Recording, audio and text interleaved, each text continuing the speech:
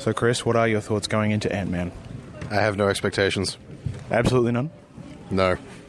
Really? None at all? I expect it will feature a man who, at some point, reduces to the size of an ant. What about the post-credit scenes? Are you looking forward to them? Yes, they will feature Edgar Wright saying, "What a train wreck." I guess my thoughts are pretty much the same as Chris's. Actually, no, I expect to not enjoy this. At all.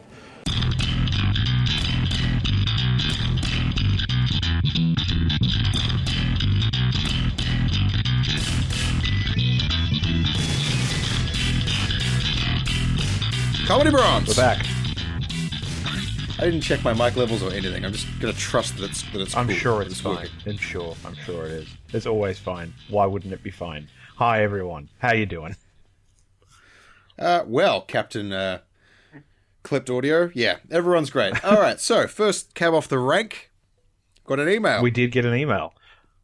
Yeah, it goes like this. Dear Comedy Bronze, I liked Ant-Man. I look forward to Chris telling me how I'm wrong. Regards, Carl. Oh, okay. Well, thanks again, Carl. Thanks, Carl. We do so appreciate your emails. Yep. Seeing as you have sent them twice now. Yep. Now, because you sent that email, and for no other reason, we're going to talk about Ant-Man. Yeah, definitely nothing to do with what Carl said.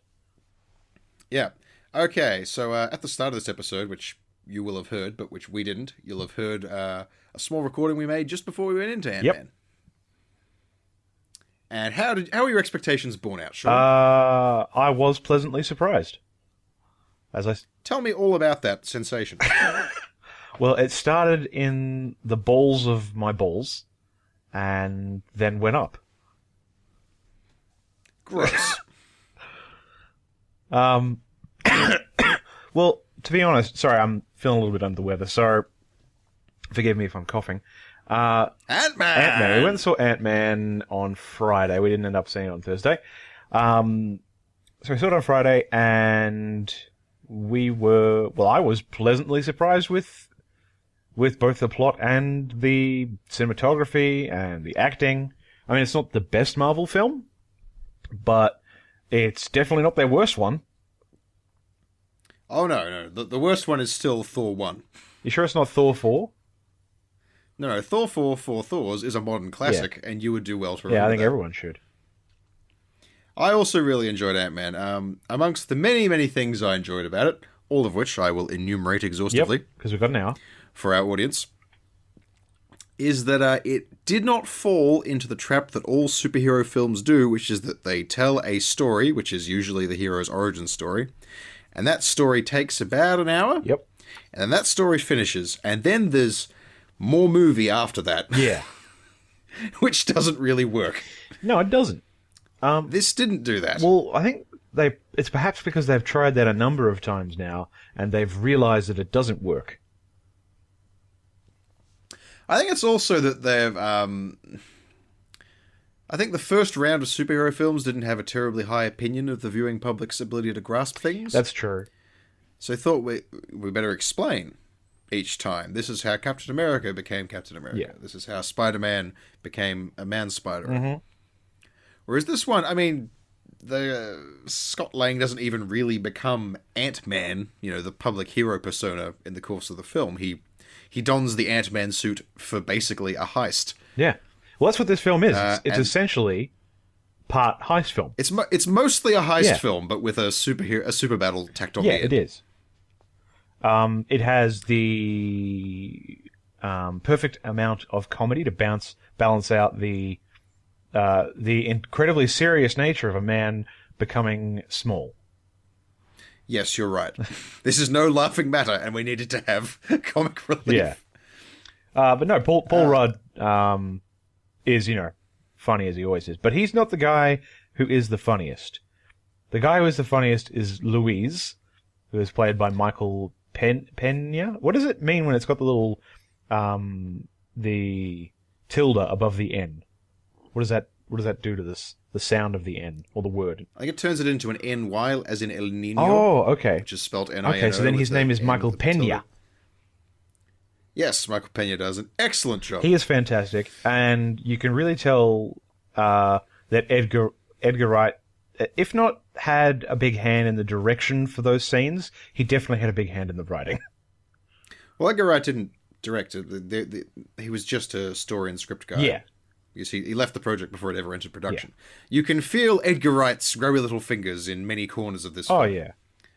Which worked to its advantage. In the swift cuts and the excellent voiceover work. Yes. Yeah. So do we want to run down the basic plot of Ant-Man for people who don't know about it? Well, I mean, nah. It's a heist film, but there's superhero elements. All right, so the basic skinny is this. Mm-hmm. I will give you the 411. Yeah, that is what the cool kids are calling it these days. So in the comics, Ant-Man is Hank Pym, usually. Yep. Who is the inventor of the Pym particle, which is a thing that you can use to become bigger or smaller. Yep. Definitely not wider or thinner. No. And so he uses this revolutionary shrinking tech to fight crime and stuff. In the movie, Hank Pym was of the same generation as Tony Stark's dad, and so he did Ant-Manery during the war. The Cold War. The coldest of wars. He really gave it to them Ruskies. And he's kind of retired. So the new Ant-Man is Scott Lang, who is a electrical engineer / thief. Who has just broken out of prison. Just been let out of prison after finishing his sentence. The word you want is released. Released, thank you. From the pokey. Yep. And he's recruited by an aged Hank Pym, played magnificently by Sir Michael of Douglas. Yes, who at the beginning of the film had weird CG on his face to make himself look about 30 years younger. Yes, well, he didn't put that there. The filmmakers did. Yeah, but... It's not like he just showed up to the set one day with CG on his cheeks. But then they also did that incredible close-up of him for like 10 seconds, where you look into the eyes of a man who is 55 with the face of a 30-year-old. Yeah, I don't know. CG Michael Douglas did not seem off to me at all. Oh. It basically works. Okay, well, no, I'm not saying it looked bad. It just... It was a bit odd. I didn't spend the time going... Michael Douglas doesn't look that young. What the fuck is going on? The first thing I thought was, Michael Douglas has aged really well. Yeah. I mean, he has, but not that well. No, not that well. Not that well. Very few people have aged that well. The bad guy, Mr. Darren Cross. Yep, played by Corey Stoll. Yeah, I was going to say, played by that guy from House of Cards, whose name I can't Corey remember. Stoll. Story Cole. He's definitely still a bald man in this. I gotta say, it's kind of, I'm not gonna say refreshing, but it's weird to see a villain who doesn't even pretend to not be the villain. Oh. For like 1 second. Yeah, how fantastic was that bit with the guy in the bathroom? Well, yeah, where he did straight up murder that guy. I'm talking about before that. Okay. Because usually when they unveil the invention that will doubtlessly be used for evil, they say it has all sorts of applications from blah to blah. And he's just like, nah, this is for killing people. This shrinky suit with the shoulder lasers, it's for murder and for war and for secret murder. I've developed this... and we're all going to be so fucking rich. I've developed this to make lots of money to help governments around the world, but specifically the governments with the most money to give to me. I'm a patriot. Perform super murder on other governments. Yeah. That was basically the pitch. And so from that moment we knew, okay, that's our villain. Mm-hmm. That's good. That's good to know up front. Yeah. No screwing around. None of that moral ambiguity. It's very clear that this will be the evil dude. Oh, yeah. And he's just a jerk, so, that was He kind of looks evil, too. I mean, nothing against Corey Stoll, but he looks kind of like an evil guy. It's the not having hair that does it. Yeah, I was going to say it's the fact that he doesn't have hair to cover up his evil ears. Does he have evil ears? He does now. Oh. Yeah. He could... I mean, Kingpin, Lex Luthor, Samuel L. Jackson. We've been conditioned. We have an entire generation of hairless supervillains. Yeah. Except for that one time when he was a supervillain and he did have hair. Samuel Jackson, that is. Oh, yeah, he did have hair in Unbreakable. Yeah, he had hair in Unbreakable. Spoilers. Samuel L. Jackson is the bad guy in Unbreakable. I think that film's old enough to not be spoiled by us. I think it's M. Night Shyamalan enough to not be spoiled by anyone. That's true. That's very true. So what else can we talk about with Ant-Man? Well, something I unexpectedly enjoyed was Evangeline Lilly. Oh, who plays Hank Pym's partially estranged daughter and reluctant member of the Ant-Man heist project. I decided some time ago that I didn't like Evangeline Lilly as an actor, but I think I'm going to have to revisit that assessment. Right. And you can see that she's actually fine, and she does a good job in this. But she was just in Lost, which is a show I despise, and watched for way longer than it deserved to be watched. Right, so at all. And so a lot of my hostility towards Lost has been transferred over to her, which isn't really fair. No, it's not fair at all. I mean, I've never watched Lost, and I know it's terrible. Oh man, that shit I could But tell you. I didn't even know Lost, she was in that. She is. She's one of the main characters. She plays Kate, the worst human. Oh, how is she the worst human? I don't want to go into go it. on. I don't want to go into it. We're talking about Ant-Man, not Lost. Fair enough. She basically lies, murders, and takes advantage of everyone without ever really displaying any more redeeming traits that would get the audience on her side. Oh, so she's the bad guy. Yeah, well, there are worse people than her, but yeah, she's kind of the bad guy. Fair enough. What else can we talk about with Ant-Man? I mean, Evangeline All was sorts of things. She was good. The shrinking effect, which is done as basically you see full-sized Paul Rudd, then you see a couple of frames of like progressively smaller Paul Rudd, but it isn't like a smooth fade from big to It's little. almost like a comic book effect, like the way that you would draw it in a comic book. Well, it reminds me of something from Tron. Oh, a little bit, yeah. I know. I see what you mean there. Yeah, it's like big, medium, well, like invisible. They've got those silvery sort of silhouettes of him as he goes into Tiny. Yeah, it looks very retro. Very Xanadu. Yeah, so the general powers of Ant-Man, well, he's only really got one power, and that he's tiny. Everything else is assisted by technology. Well, being tiny is assisted by That's technology. True, yeah. What do you mean?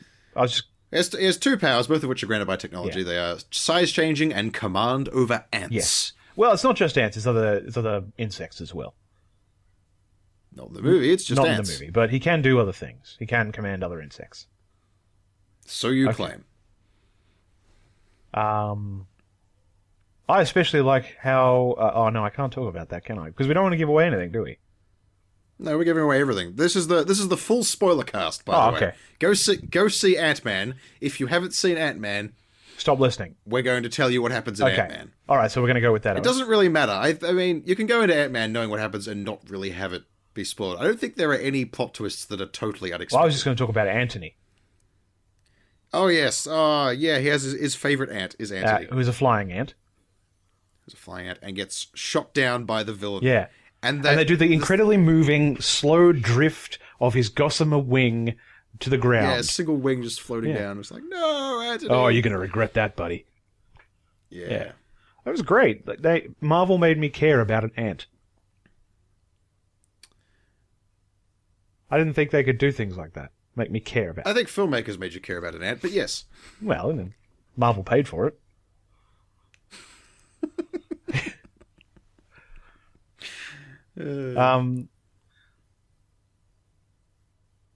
What else?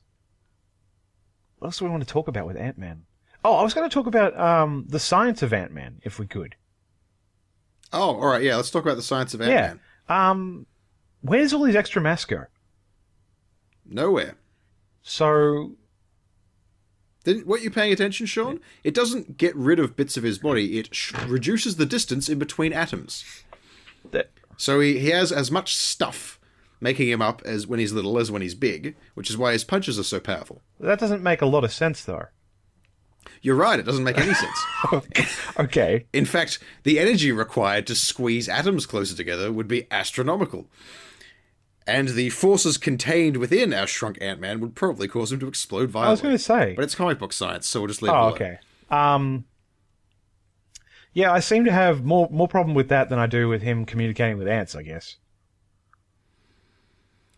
I never have a problem with comic book science, as long as it's consistently applied. And in this it is. Oh, yeah, definitely. You can shrink, you can grow, and they never really, abuse it outside the established parameters. Well, I love the fact that he incorporates it into his fighting style.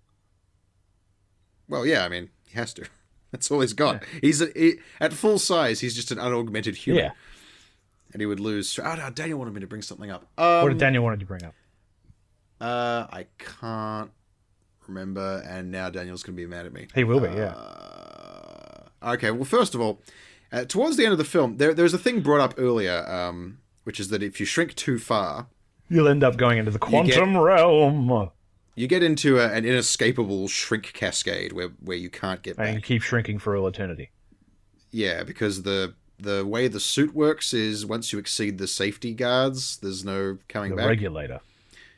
Yeah, the regulator. Can you regulate? That's from Iron Man 3. Quincy Jones is the regulator. I would watch that film. Who's Quincy Jones? I don't know television.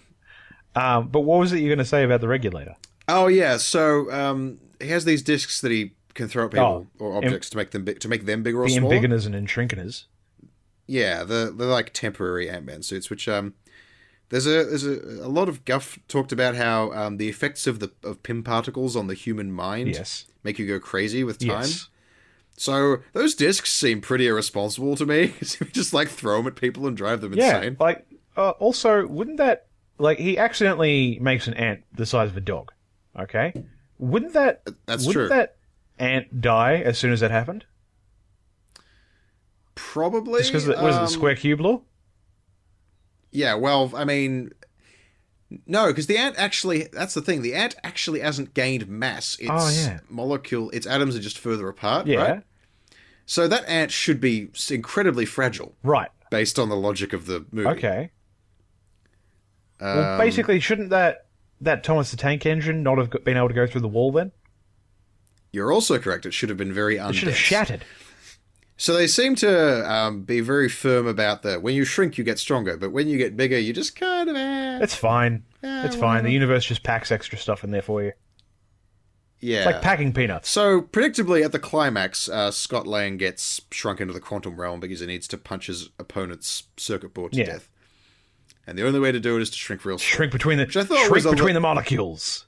I thought that was a little contrived. I'm pretty sure there are other ways to do that. Also, if he shrank small enough to go between molecules, how is he big enough to be seen next to the chips and stuff inside the other guy's suit? We have magic. Scale there doesn't make any sense. We have magic camera vision. All right, sure. And the way he got back is that he used one of the embiggening discs on himself. Yes.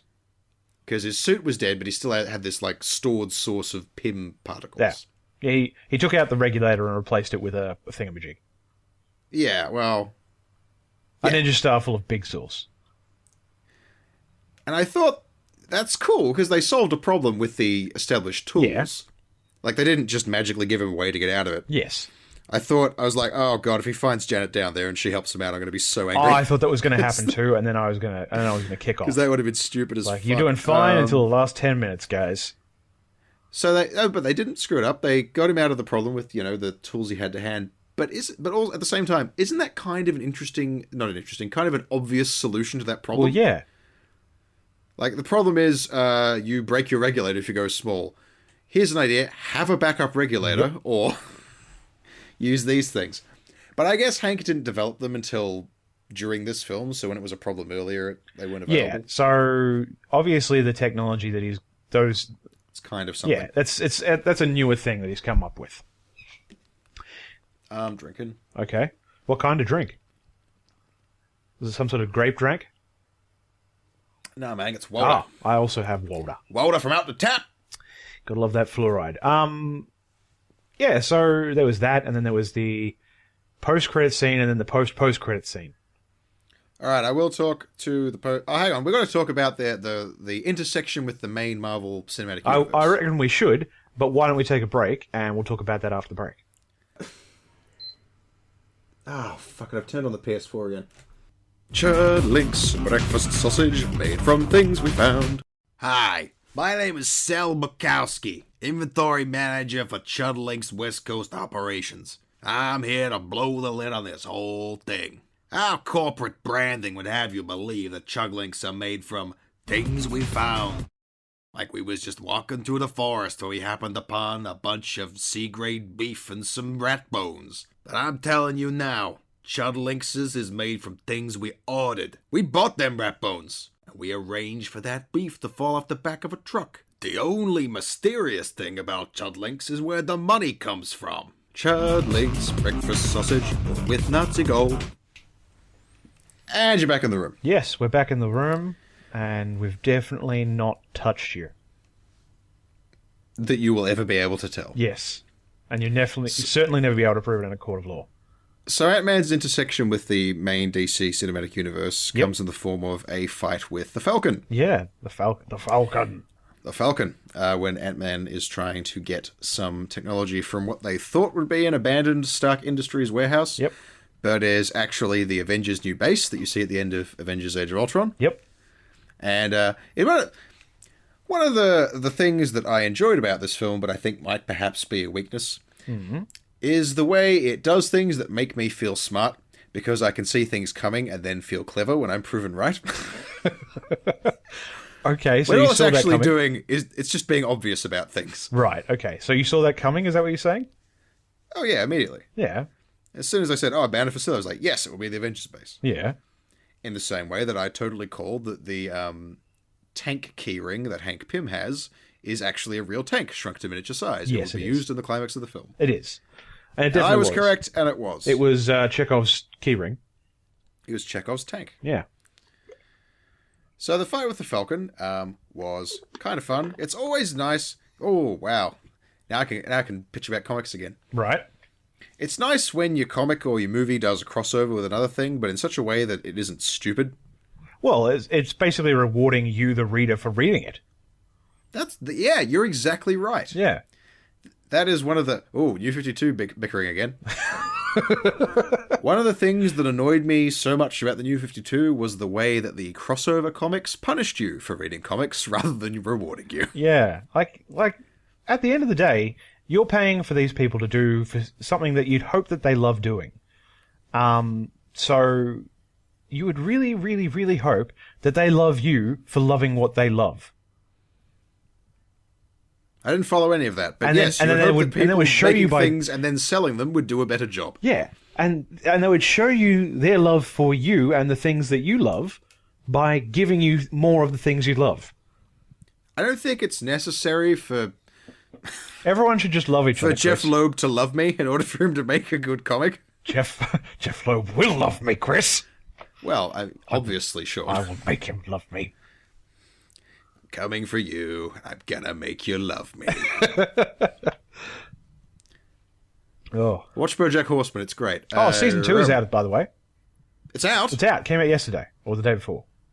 Why the fuck am I talking to you? You're right, it came out the 17th. Why the fuck am I talking to you? I don't know, because you've forgotten. I assume you're going to go... Alright, thanks guys. Podcast over. I have BoJack Horseman to watch. Okay, guys, so I guess I'm doing the rest of the podcast by myself. So, yeah, this is going to be a little bit one-sided because I don't hate things as much as Chris hates things. Oh my god, there's so much of it! Oh, that's great, Chris.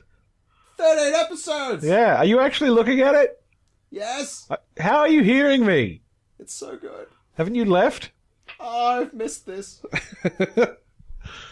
Alright, I guess I do have Comedy Bronze related obligations, so I'll come back. Yeah, you can just watch it as soon as we're done here, man. What did you think of the bit where the Falcon fought the Ant-Man? I actually thought that bit went a little bit long. Yeah, Yeah, okay. look, I liked it, and I love the fact that they've now actually got inside a film that wasn't part of the main continuity of the MC, the Marvel MCU? MCU. Yeah, it's not part of the main continuity until Falcon shows up and says, "Hey, I'm an Avenger and I'm here." I like that they finally have enough characters and enough stuff that they can start just sort of Doing that whenever putting they them want. together Yeah. a little gently like this. Yeah. It's kind of good. It's like they're building, I like but the problem with it is that they're building very much a house of cards. Because if they as Baldy McEvilliers would tell you. yes, as Baldy McEvilliers would tell us, they can have all these films and they can have all these references and they can have all these crossovers, but the instant they put too much weight on any part of the universe, it will all come crumbling down, and they will lose that certain gravitas that the entire series has been building towards. What do you mean by put too much weight on? I understand that the metaphor you're going for with the structure of films, and it's.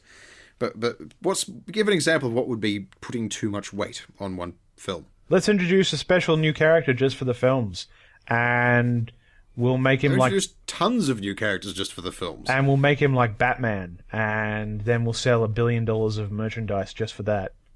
And we'll do other things that'll really annoy our fans. What, so you mean just stop making good films? Yeah, pretty much. Just make shit ones instead. Yeah, definitely. That's where the money is. Oh, yeah. Well, anyway, they already have Batman. He's called the Midnighter. And Moon Knight. Moon Knight is less Batman because he does murders. Moon Knight does lots of murders, you may remember. Moon Knight is pretty Batman, though. In fact, I would go as far as to say no, he's not. No, Moon Knight is the opposite of Batman. Really? Yeah. Moon Knight wears a white friggin' tuxedo because he wants them to see him coming. Yeah. Okay, fair enough. But Batman wears... And he murders people. But I thought Batman wore the costume to look like a bat so he would scare people. Yes, but also he approaches things with stealth. Right. Also, Moon Knight is insane and believes that there is a skeleton telling him how to do things. No, that's only one version of him. It's the current version of him. Other times he is just crazy, and sometimes he's just a dude. Depends on who's writing. Crazy. He has mostly been crazy over the last 30 years or so. I really want to see him. I really want to see Moon Knight eventually show up because I like Moon Knight. He throws croissants at people. Cool. I want them to just start. Look, I know that Joss Whedon is gone, and we're all very sad. Well, what I want them to do now is start letting Warren Ellis write the movies. Look, Chris, they do have to try and market them to some children, so you can't have just loads and loads of dick jokes. Warren Ellis can write family-friendly fare. No, he can't. I mean, he doesn't, get halfway but he can. through, and then he just start cramming dicks down everyone's throat. You do the man a disservice. I'm not saying I don't mind a good Warren Ellis dick down my throat, but I'm saying that it's not really appropriate for the MCU. If Ant-Man had a flaw, what would you say it was? Probably that he just seemed like Paul Rudd in an Ant-Man suit. Okay, so you think its flaw is in its protagonist? I'd say probably he was the weakest point of the whole film. For me, at least. Because Paul Rudd, for a while, has basically just been Paul Rudd on screen. I don't think I've ever seen him in anything else. What else does he do? He's been in a bunch of different things. A couple of romantic comedies. I don't think I've seen him in anything particularly serious before. Well, I mean, this isn't serious either. No, he used to be on Saturday Night Live for ages. Back when Will Ferrell and the rest of them were on there as well. So in the 90s, and early 2000s. Mm-hmm. But basically, he's just... It might be because of that, and that may have coloured my view of his acting for a long time. Basically, he's a guy who can... who is exactly like he was in Ant-Man. He's almost a straight guy, but not quite. I just remember the things that Daniel wanted me to complain about. Okay, complain about them now. All right, so... Their plan was to break into PIMCO. PIM Incorporated. Yep. PIM LLC. The Pimlico Public Library. Yep. And destroy the Yellow Jacket suit. Yes. Or steal it, right? Yep. Destroy it. So they put enough C4 in there to level the entire building. Yes. And that building was full of people. But they evacuated it, didn't they? No. The people were evacuated because because their plan failed and a super battle broke out. Right. Oh, okay. That's why they were evacuated. There was no point in their original plan to get everyone out of the building. Oh, so they're bad people. Yeah, well, it's more like the plan as it was executed in the film works, but the plan as they intended it doesn't make a lot of sense. Yeah, all they needed to do is just have Louise just show a shot of him pulling the fire alarm. Well, that's literally all they had to do. They did make a point to have him go back and get the guy. Yeah, he went back and got the unconscious security chief. Yeah, he's like, oh, the guy! Come on, we're getting out of here. So the filmmakers were aware that our protagonists might be committing accidental murders. Could you imagine if he hadn't gone back for him? Oh, that would make him terrible. People would be pointing it out at internet message boards. Yeah, that guy died. That guy died because the murderers. Yeah, that died because that funny Hispanic man didn't go back. Also, since they blew up the building anyway, couldn't they have just blown up the building? You don't even need to infiltrate a building to blow it up. Especially if you've got flying ants. You can just put tiny little C4 packets on the roof and then make them big again. And then blow it up. Also, why did they blow up the building? Like, all they could have actually done would basically have said... Hang on, why did they blow up the building? To destroy all the backup resources of data. The electric ants destroyed all the computers. To double destroy it. That seems like a really unnecessary extra effort. Because a greatly increased risk of people being killed. Because explosions, Chris. Explosions are cool. Are you saying that the climax of the film required an explosion and that was the only way they could have it? Chekhov's explosions. No, those explosions weren't set up. Those explosions were arbitrary and very silly. Yeah, they were. No, they were. They were arbitrary and very silly. But they didn't detract from the film.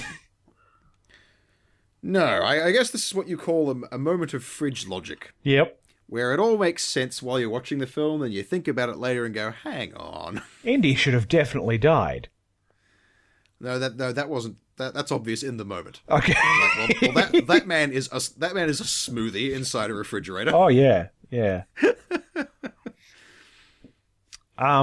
he have anything else to complain about other than, the obvious oversight? There was some specific point which I've forgotten. Sorry, Daniel. Send it in by email and then we'll talk about it. Yeah, we'll make a brief Daniel aside next week. All right, now I want to talk about the two post-credits bits. Yes, we were going to actually start with that, but we got sidetracked.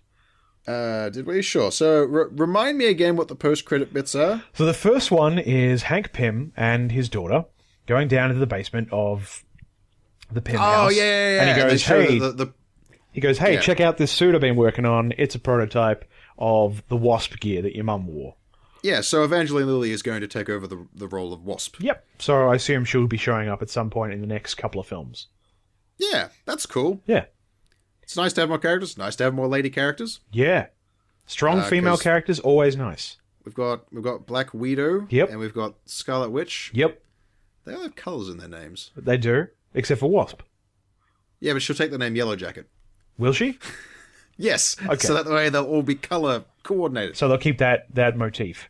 And then the post-credit scene was a clip of Captain America and the Falcon finding Bucky. And basically they made reference to stuff that's coming up in Civil War. Yeah, they implied that Civil War crap is happening. Yeah, so the post-credit scene is obviously occurring well after the events of Ant-Man. Or possibly concurrently. Well, I guess we don't know. We don't know that's true. precisely when Ant-Man is set. We know it's set after Age of Ultron. Yeah, we do know that. But beyond that, we have no idea. I guess we won't know it takes until place. some extra stuff comes out. Well, we won't know until the next film. Well, I mean, we'll be able to they might release cross-reference the happenings. They might have some stuff for us in Agents of S.H.I.E.L.D. Oh yeah, Yeah. man. Speaking of Agents of S.H.I.E.L.D., I might have complained about this before. I'm just going to complain about it now. Okay, go. My nan watches Agents of S.H.I.E.L.D. Yeah. Your nan's an awesome lady, though. She doesn't know what Marvel Comics is, and she doesn't watch the movies. Yeah. Right? So in between, I think season 1 and season 2 of Agents of S.H.I.E.L.D., there's this really, everything changes because of the Avengers super fight. Oh, that's not even the end of season 1. No, not the Avengers super fight, the other one. One of the Thor films? Age of Ultron? I don't know. There's some event in the films is reflected in the show. A couple of them are, actually. And so there's this big abrupt change midway through a season, which she assumed she'd missed an episode. Right, yeah. She had no way of figuring out what the hell was going on, and the show made no real effort to explain it. Yeah. Because it was too busy being all nod, nod, wink, wink, assuming you watch everything just because you watch their stupid television show. Well... For shame, Marvel. For shame. Okay, it is called Marvel's Agents of S.H.I.E.L.D. for a reason. Because it's set in the same universe. Whoa.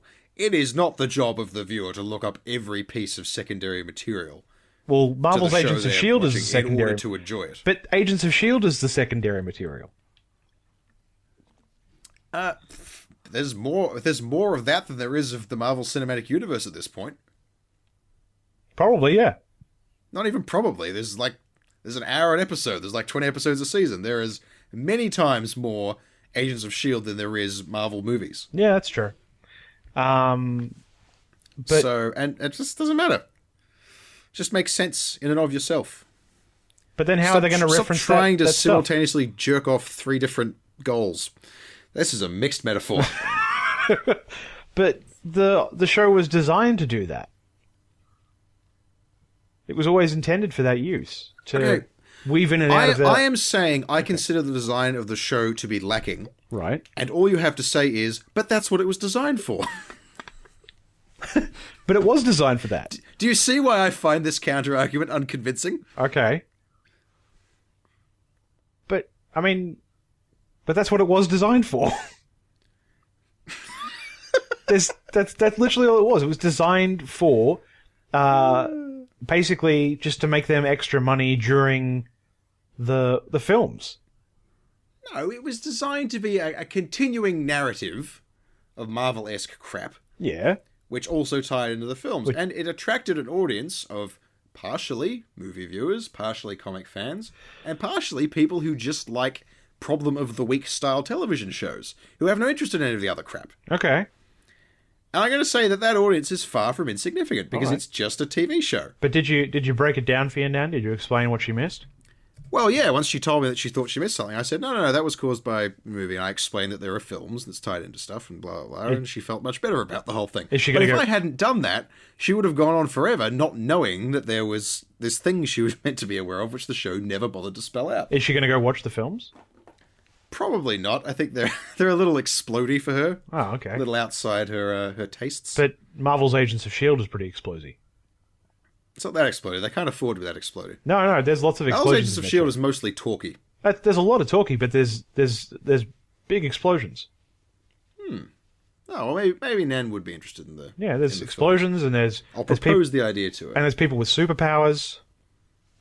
Oh, they actually do get... Oh, yeah, of course they do get superpowers. I've seen the first 2 episodes. Yeah, there was a guy with a thing. Yeah, there's actually towards the end of Season 1, which is all there is so far, there's a whole bunch of people with superpowers. There's actually, in fact, one guy who's got one of the coolest effects for a superpower I've ever seen. And I wanted to talk to you about, but you refused to watch any more of Marvel's Agents of S.H.I.E.L.D. Well, look, I'll watch Agents of S.H.I.E.L.D. when it stops being bad. That's all I'm saying. It does stop being bad after the first 2 episodes. These first 2 episodes are not great. No. They do have Samuel L. Jackson in them, which is nice. Well, I mean, that's the only time he's in it. I feel like it's got too much concentrated Whedon in it. Is it Whedon's little brother? Is that who's doing it? I'm pretty sure he'd be insulted if he heard you referring to him as Whedon's little brother. Well, but yeah, I think it is. It is a secondary Whedon is in charge of Agents of an S.H.I.E.L.D. ancillary Whedon.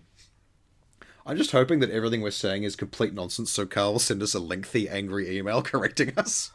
Yeah, probably. So wrapping up on Ant-Man. Yeah. Okay. Yeah. Yep. If you want the boiled down review, I don't. I want the in-depth one. Well, that was the last 20. The full stew review. That was the last 40 minutes of this podcast. Oh. Yeah. So it's odd that we're doing it the wrong way around, but I guess it's a solid 7.5 out of 10. I don't believe in assigning numerical scores to art because I feel it lessens it. Chris, I heard you give the film a 7 or an 8. Yeah, that's because someone asked me and I was on the spot and I had to give a response. But you gave a response. You didn't give that response that you just gave me. Ant-Man is pretty good. It is not without flaws. I think it sags a bit in the middle. Yeah. Look, it's the planning of the heist phase of the heist story goes a little bit too long. Yeah. But I mean, it's a real huge glaring problems in it. I mean, it's not like Star Wars Episode 1. It's a solid contribution to the Marvel universe. Yeah. It doesn't detract from the overall things. If anything, it adds extra depth and to the flavor of the Marvel universe. And I think it will be the gateway film into better things. Yeah, and it's definitely one of the better entries for the single hero films. It doesn't have the pacing problems that Thor has, and it doesn't have the pacing problems that Captain America has. Yes, that's true. It doesn't have either of those things.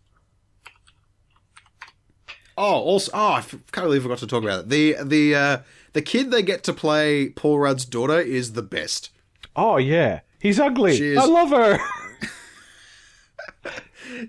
She is a pure delight. Oh, she's fantastic. So that's the last Marvel film for this year. There was only Avengers and Ant-Man. Oh, only 2 films in a year. Yep. So that, by the way, Chris, is the end of Phase 2. That was the last Phase 2 film. Wow. So I was counting and I missed it, so thanks for pointing that out. Okay, well, I have been counting, so... Yeah. And we'll talk more about this, or maybe not, after these messages. How did I become a superhero? Well, sort of just an accident. I came across this star princess dying in the wreckage of a cosmic unicorn spaceship outside of town one night. I probably wouldn't have been her first choice, but she gave me her scepter of power, and now I protect the Earth from those shittards from space. I mean, the powers are kind of okay and all, but every time I touch the wand, this stupid music starts up and just keeps going. Here, I'll show you. Most of the time I just shoot sparkles into their eyes or turn them into delicious pastries, and that seems to discourage them. Never worked on anyone trying to mug me, though. So, I guess I'm Princess Beardface, and I'm here to save the day or whatever.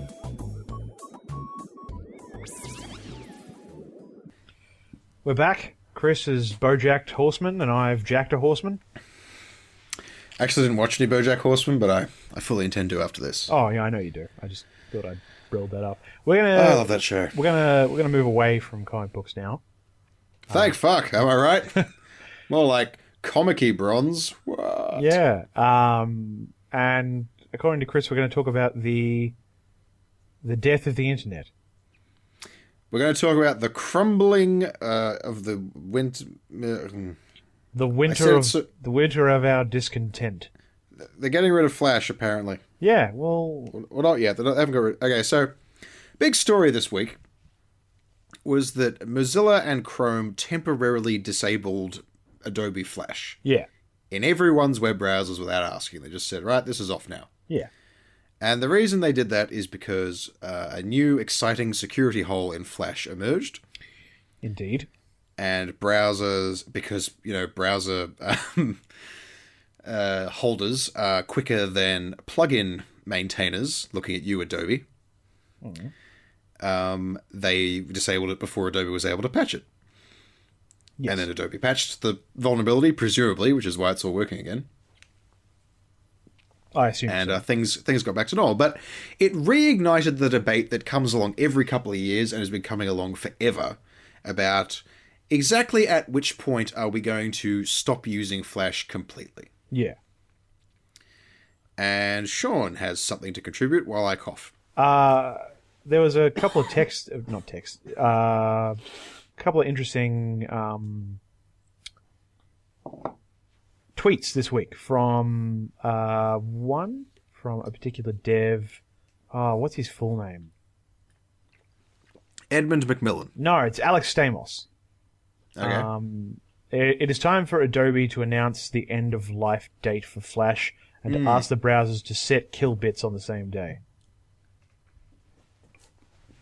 Okay. He tweeted that, and there was another guy who tweeted, like losing hair, the decline of Flash is so agonizing that the prospect of its eventual disappearance fills me with an odd kind of relief. Here's the thing about that. Yeah? Flash's place on the internet is kind of weird. Well, it's where we started watching videos on the internet. Well, yeah, that's the other thing. Flash has three main purposes. One of which is indefensible and awful, and I will be glad when it's gone. Right. Its first purpose was, before we had bandwidth enough for true streaming video, we could stream vector graphics. Yep. Which is what Flash uses, which are way, way smaller. Yes. Lots of successful animators. Egoraptor, that sexual lobster guy. Egoraptor got started in Flash. Rubber Ross. Rubber Ninja. Yeah. Got started in Flash on your Newgrounds. I mean, that's what Newgrounds is. Just Newgrounds was. I don't know if it's still. Is it still? It still is. It's still as Flash heavy as it used to be, or it's a Flash website. That's all it has. Oh, okay. It's Flash and it has music. Well, I haven't been back there for a while. It is the Newgrounds Flash portal is what the thing used to be called. Yes, I remember that. When they roll the stone in front of Flash's tomb door, it will say Newgrounds on it. Right? That's how much Newgrounds cares about Flash. Yeah. So it was used for animation and video. Yeah. And then, well, it was sort of accidentally used for non-vector video, like early YouTube, or YouTube until very recently was Flash-based. Until earlier this year, actually. Yeah. It was only earlier this year that it went completely HTML5. Because Flash existed and was there, and we could stream video to it, so let's just use that. Twitch still uses Flash. Twitch does still use Flash. You're just reading from that friggin' Kotaku article, aren't you? No. I didn't read it earlier. I'm remembering from that article, but yes. Okay. In fact, that's been Flash's entire life cycle. It existed, and because it was there, people used it. Yeah. People made games in Flash. There are lots and lots and lots of games made in Flash. Made only in Flash. Probably because videos made in Flash can be re-encoded as regular videos and stored elsewhere and viewed by people. Yeah. You will not need the Flash software to do that. Games written in Flash on the day when all the browsers turn Flash off forever. Yeah. All those will just vanish instantly. So there's a good third of the internet gone. Unless people want to, run special insecure browser plugins. Yes. The third use for Flash is website interfaces. And that's the one which is the worst thing ever. If you've ever made a website in Flash, I hate you. Even if I've never used it, I hate you, because you have contributed to the total sum of misery experienced by humanity. You're the worst. I think that's taking a little bit far, but... You're the worst developer of the Dark Souls promotional website in the year 2012, or whenever the fuck that came out. That was a big pile of poo. You used Flash. Why did you use Flash? Why? Do you hate me? Do you hate joy? Do you hate light? Do you hate me, the consumer? Oh, I understand now. It was a meta statement. What you did was you wanted to make using the Dark Souls website as agonizing an experience as playing Dark Souls is. So you used the only web technology that would do. Okay. No. So we're currently at a point where things that have, been a part of the internet for a very long time are being phased out. Yes. Java was recently killed by Google. Yep. And then retroactively killed in all their previous versions of the browser. Yes, I imagine through the use of killbits. Yep. Like as Mr. Stamos said in his tweet. Right, so no version of Chrome can run Java. Internet Explorer, Edge and Explorer and Firefox are probably going to follow suit eventually. Like in what, a year, 2 years? I have no idea what their timeline for disabling Java is. Right. But I can't imagine that they're going to keep it around all that much longer. No. Java has shown itself to be entirely more trouble than it's worth as a web technology. It's horrible. I hate it. And it's probably going to go the way of the dinosaurs. I don't expect Flash to be far behind. Because, the primary reason for both of these is security holes. Yeah. Both of them are full of security holes and always have been and probably always will be. When you have a system that allows websites to execute code on your machine. Yeah. You're in for a bad time. Well, not necessarily, but unless it is very carefully constructed, you're probably going to be in for a potentially bad time. When they hack your Gibsons. They hack the planet? Oh man, speaking of hack the planet, Mr. Robot has gone to a weird place. Has it gone to a Hack the Planet place?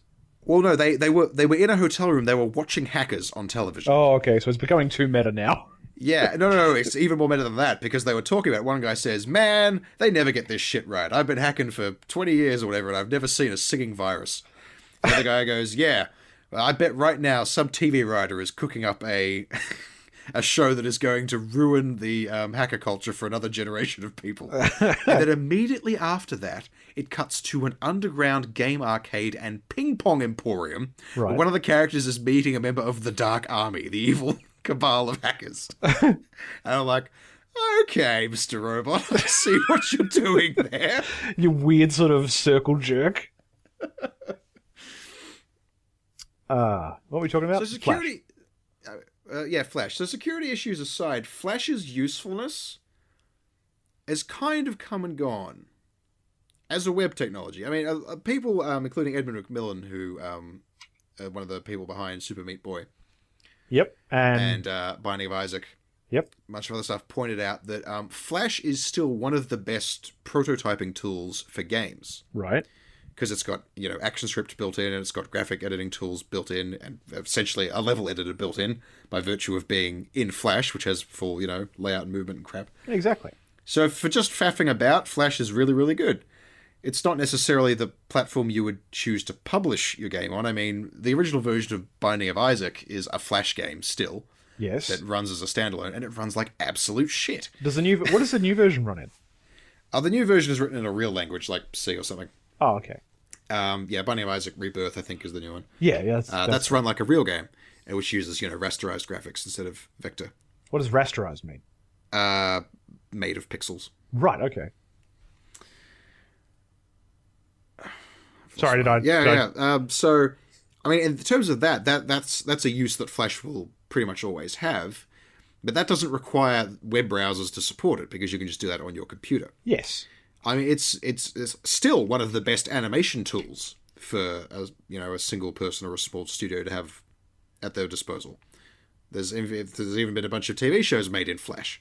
See ABC's cartoons for the last 10 years. Yeah, in fact, I think the current My Little Pony cartoon is done in Flash. It looks like it was done in Flash. Really? Yeah, in fact, the show I was just telling you about before, Star versus the Forces of Evil, right, has a distinctly Flash-ish. Is that bent to it? Is that just the animation style, or do you think it actually might be animated in Flash? No, I think it might be animated in Flash. You see things like size tweening or outline squashing. I don't know. Certain things look flashy. Right. If you've seen a lot of Flash animation, you can kind of pick them. That said, there's another thing, I think it's called Toon Studio. Right. Which I think is what South Park is done in. And there's a bunch of other shows that use that. Right. Which is a similar sort of deal. So I'm probably wrong, and nothing's done in Flash. It's all done in that. But again, this is a use of Flash that does not require the existence of a Flash browser plugin. Right. We don't need to display video anymore. We've got HTML5. Yes. But there is the matter of the games that will go away. I mean, how do you feel about that, Sean? I feel like I've been talking forever. Well, I gotta admit, I look back on the online gaming facet of it with a lot of nostalgia. I mean, it was from basically year 8 onwards. This was back before things like WoW existed. It was back before I had even a kind of decent internet connection, and definitely no bandwidth at all. You could get away with watching stuff or playing stuff. You could play Flash games. You could go to Newgrounds and you'd be like, oh, okay, cool, I'll just play this Flash game where you're a little stick-figure dude and you go around murdering people. That'll kill some time until my dad comes in and tells me I have to do homework. Flash. Yeah. That'll kill some time. That'll kill some time. Well, basically, that's what the internet is. It's just, how can I kill some time? Sure. The greatest technological achievement in human history is basically just a time sink. Oh, yeah, definitely. Yeah. Yeah, but it's how you choose to spend your time. I mean, how can I kill some time between now and when I go to bed? Or, I've got like 6 hours to kill today. Why don't I go and learn something? Also true. Yeah. Just because I'm saying that at that particular time in my life, I was choosing to just kill time between... Oh, no, Sean, I don't care that teenage you killed time with Flash. I was just being flippant. Okay. Also, teenagers are fucking retards. So... Yeah, we were. Yeah, oh yeah, we were. We definitely were. God. Yeah, so I had all of that. Like, I remember watching some, like the Guilty Gear stuff, not the Guilty Gear, Metal Gear stuff that that Ego Raptor put up. Metal Gear Awesome. Metal Gear Awesome, that's sequels. The one. Homestar Runner. Oh, yeah, wow. Okay, if ever there was a redeeming... Sorry, a redeemer of Flash, it would be Homestar Runner. Yeah, Homestar Runner. The existence of Strongbad emails alone almost makes up for the misery that Flash has inflicted upon the world. Like, that is seriously some of the funniest shit that was on the internet for about 10 years. And that was all done in Flash. Isn't most of that website made in Flash as well? Well, yeah, I mean, homestarrunner.com is kind of the exception to the rule because its Flash website interface is actually pretty slick. Well, that's because it's simple. It's literally just, here's the 6 buttons you need, pick a button, and each button will do a little bit of a different thing when you click it. Yeah, I think it's the combination of Flash and horrible visual design that so ruins Flash websites for me. Oh, yeah. Like, I assume that the guy who does, or the guys that do Strong Bad and Homestar, that they realized the limits of the thing they were working with. And they said, right, this is the boundaries of what we can push. Let's just stay within these boundaries, but be as creative as we fucking can, and imaginative as we fucking can, and as funny as we fucking can in these rigid walls that Flash has created for us. And they did it, and they did it better than anyone I can think of. And they did it consistently for years. And then they vanished for a time, and now they're back. They're doing some more Strong Bad stuff. What are you playing with over there? Sorry, I'm looking at these lantern rings I bought. I just realized there's a light purple and a dark purple. Okay. Maybe the light purple is meant to be pink. I'm not sure. I'm sorry. I'll stop playing with them. The funniest thing about him buying those is that you hate the Green Lantern Corps. Like, you hate the Lantern Corps. I don't hate the Lantern Corps. I think the Lantern Corps are fine. I think most of the comics made about them are boring. Oh, okay. Yeah, Homestar Runner. Yeah, go on. Okay. No. Well, I was just thinking about, like, after Flash, what's next? Because when you think about the browser plugins you have to maintain, Java and Flash are the two big ones. Yep. I mean, there was Microsoft Silverlight, which is now being gotten rid of. Which is, already going away. Basically, the only reason you ever had to have Silverlight was to watch Netflix. Oh, did Netflix use Silverlight? Shit. Yeah, they used Silverlight up until would have been 2 or 3 months ago. Don't quote me on the exact time frame. And then they were like, "Oh, we've figured out our own thing now. Buy Silverlight." But I have things like, I think I've got a PDF reader plugin. Okay. I've got, the Unity. The Unity game engine has its own browser plugin. That's true, it does. We have fewer, I think now, we have fewer media plugins than we've ever had before. Oh, definitely. In our browsers. That's because we're getting more out of just the... Well, it's basically just HTML5. The HTML5 standard allows a lot more to be done. We're getting more out of that language than we ever have before. Yeah. So, if you want to say who's next, I don't think anyone's next. But once Java and Flash are gone, that's kind of it for security hole-ridden Drek from the dawn of time. Well, yeah, when was Flash introduced? Was it like 90-something? 98? 95? Well, yeah, it was Shockwave before it was Shockwave Flash. That's true. It was made by Macromedia. Remember Macromedia, Sean? Yeah. Remember Dreamweaver? Dreamweaver is a modern piece of software owned and maintained by Adobe. Why are they still doing that? Dreamweaver was terrible. Or did they make it better?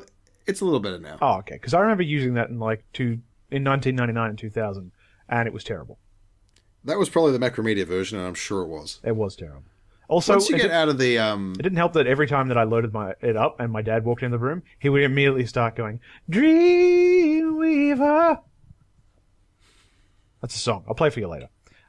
This has become a weird problem with your father. Less about Dreamweaver. I'm pretty sure my dad's insane. Well, he raised you, so, I wouldn't doubt it. It's definitely genetic. You get it from your kids. Insanity. Moving on. As I was saying, once you start talking about security holes in web technologies, you move away from client-side stuff. Right. And you start talking about server-side stuff like WordPress. So stuff that we can't necessarily have control over. Well, yeah, things that will impact fewer people if there are problems in them. Right. And stuff like PHP. Right. Which has some issues.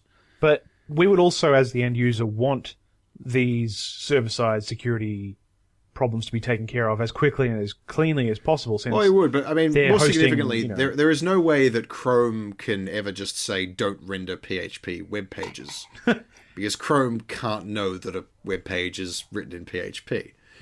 Or can it? So, their duty of care kind of begins and ends at client-side plugin vulnerabilities. Right. Okay. Well, so that just means at the end of the day, they're expecting a certain level of not dumbness of people who are doing things on the internet. which they're going to be disappointed by because pretty much everything on the internet is held together with duct tape and spit. And semen. I don't know why you got to lower the tone, Sean. Why you got to lower the tone? I couldn't help it. You stand there in your friggin' cardboard walls of your jizz fortress. Yep. And look down on the rest of us. Yep. Only because I built it on top of a tree. Terrible. I get better satellite internet from up here.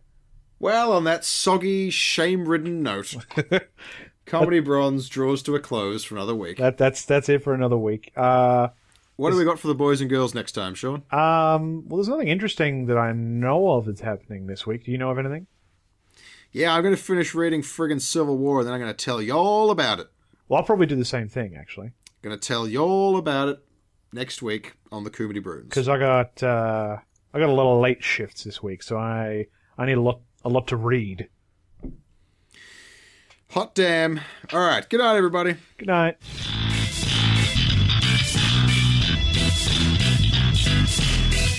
Hey everyone, thanks for listening.